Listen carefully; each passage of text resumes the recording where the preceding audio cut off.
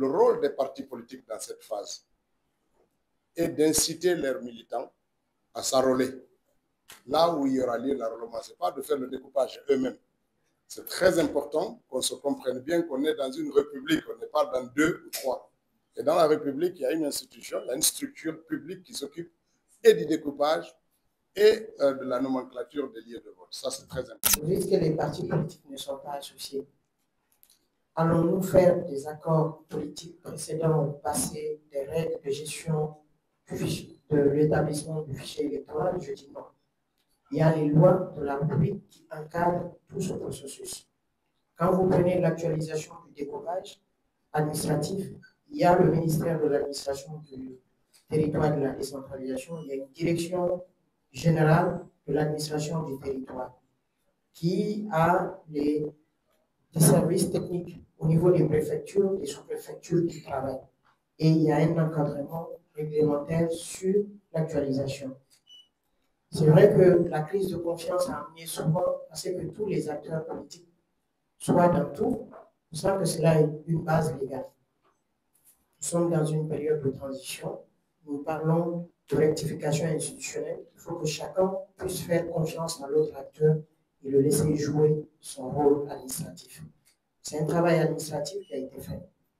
Quand vous prenez la cartographie pour aller géolocaliser les écoles qui existent, qui vont être des futurs centres de vote ou des places publiques dans différentes localités, il y a l'Institut géographique national qui nous a accompagnés, qui a, au vu de la loi et de ses prérogatives, doit établir ses activités. Donc nous-mêmes, nous ne partions pas.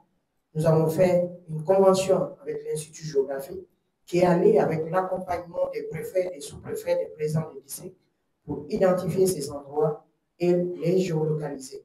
Donc ça permet de gagner et de rendre crédible le fichier électoral. Pourquoi? Il n'y a pas de délocalisation possible.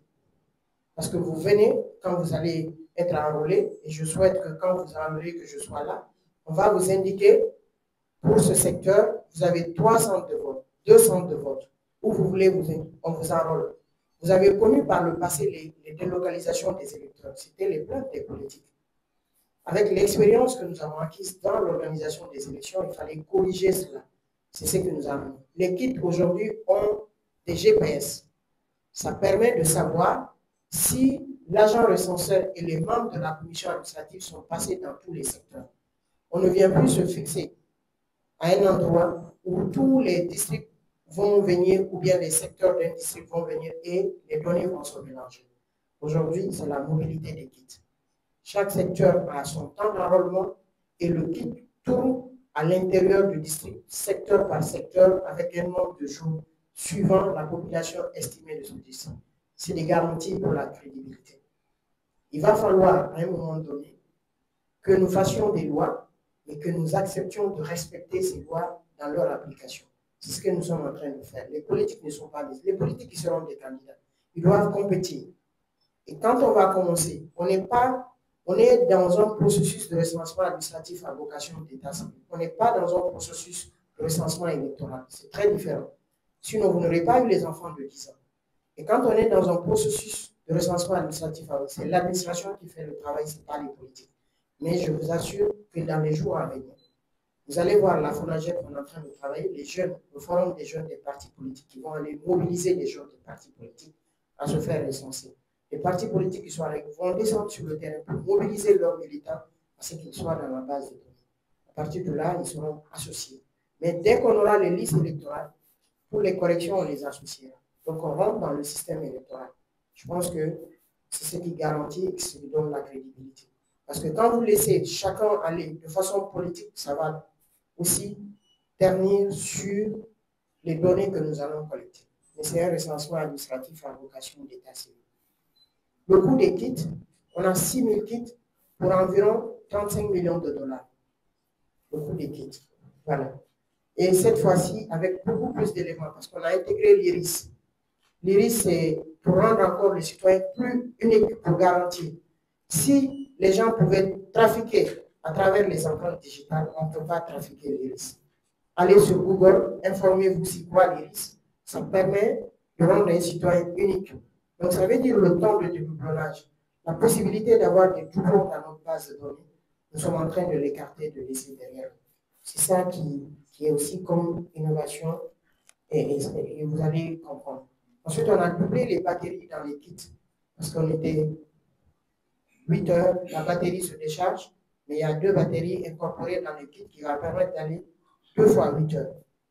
Et ça permet aussi. Et là, on a intégré les kits solaires. Il n'y a plus de groupe électrogène où on va avoir un Mamou, le coordinateur, il a été tué à cause du carburant. Si vous vous souvenez de l'enrôlement de 2020, on l'a assassiné parce qu'il partait contre du carburant dans les bidons, mais c'est les kits solaires maintenant qui vont accompagner les gardiens. Qui doit organiser les élections? Je pense qu'on a tous suivi ici que pendant les accords, le dialogue politique interguinéen, et si vous allez regarder dans les résolutions de cet accord, en ces points 16 et 17, vous allez voir que pour la transition, c'est le ministère à titre transitoire qui va organiser le scrutin référendaire et toutes les élections politiques. Mais à côté du ministère, on va mettre en place pour les élections politiques un observatoire où les représentants des politiques et de la société civile vont se retrouver pour contrôler et superviser ce que le ministère fait. Faut-il arrêter de prendre les documents? Je dis non. La loi a tout prévu dans sa disposition transitoire. Le PNRAVEC met les 2 registres en place. Le registre de l'état civil et le registre des personnes physiques. Il y a même des mécanismes de remplacement. C'est que quand vous avez une pièce d'identité, la pièce d'identité, c'est l'État qui prend le coût de la perte. On a travaillé avec les gens du permis, tout le monde va s'adopter, mais ce n'est pas le citoyen qui paye. C'est pour cela que c'est gratuit pour la première demande. Tout ce qui va être impacté, les passeports vont rester en vigueur jusqu'à ce que le RPI, tout soit mieux. Mais ce n'est pas le citoyen qui prendra la perte, c'est le budget national de développement qui va supporter ces frais. Donc, continuez à prendre vos documents jusqu'à ce que le système puisse se mettre en place et vous donner des documents gratuitement. Territorial. Il faut aussi qu'on comprenne, quand on parle de découpage, de l'organisation et tout, le rôle des partis politiques dans cette phase est d'inciter leurs militants à s'enrôler. Là où il y aura lieu l'enrôlement, ce n'est pas de faire le découpage eux-mêmes. C'est très important qu'on se comprenne bien qu'on est dans une république, on n'est pas dans 2 ou 3. Et dans la république, il y a une institution, il y a une structure publique qui s'occupe et du découpage et de la nomenclature des lieux de vote. Ça, c'est très important. Après, les acteurs politiques, la société civile, aident le citoyen à comprendre où est-ce qu'il faut aller et comment il faut faire pour être dans les dispositions du vote. Pour les cartes d'identité, les permis et tout, pourquoi on parle d'identifiant unique? Aujourd'hui, vous avez une carte d'identité. Quand vous allez la prendre, on prend vos empreintes biométriques et des informations d'état civil qui sont associées. Ça se fait peut-être à la mairie. Et puis, vous allez faire votre permis au ministère du Transport. On fait la même chose. Vous allez à la police pour faire votre passeport. On fait la même chose, sauf que il n'y a aucun lien entre les informations que nous récupérons au ministère des Transports, que la mairie récupère en son lieu, ou que le ministère de la Sécurité. Il n'y a aucun lien. Pour permettre qu'il y ait un lien, cette base de données sert à ça. Quand on va reprendre les mêmes informations, on va vous donner un identifiant unique. Cet identifiant, grâce à vos paramètres biométriques, pourra faire le rapprochement entre les données que vous avez à la sécurité, à la mairie, au niveau du ministère des Transports, aux impôts, aux assurances, à la sécurité sociale. On pourra à chaque fois dire que c'est la même personne qui avait le numéro tel à la police pour son passeport, le numéro tel pour sa carte d'identité, le numéro tel pour son permis. Et donc, cet identifiant unique sert à ça, à faire communiquer les systèmes disparates aujourd'hui, les bases de données qui sont éparpillées et qui permettent de simplifier les démarches administratives pour les gens et de donner plus sûr. La biométrie, elle a cette particularité, peu importe que ce soit les empreintes, maintenant avec des mécanismes plus sophistiqués d'empreintes de l'iris, c'est l'œil, ça permet de rendre le citoyen les informations authentiques. Et c'est dangereux, c'est sécurisé, mais c'est dangereux. Ça veut dire quoi? Si demain, quelqu'un vole vos informations biométriques et édite un papier, mais vous perdez votre identité, il faut beaucoup de démarches pour dire que ce n'est pas la personne qui a les papiers qui est le sien.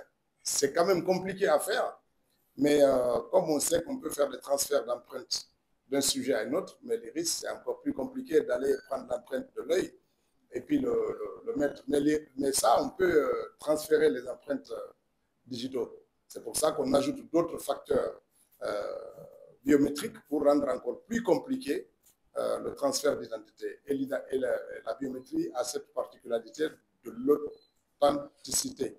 Ça rend authentique, ça rend unique dans les environnements où ils sont collectés. Donc c'est très important.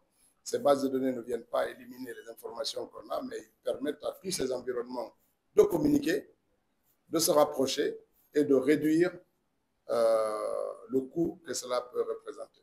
Donc c'est cela l'essentiel que Madame a dit tout à l'heure. Quelqu'un voulait rallonger sa question? C'est une question avec David.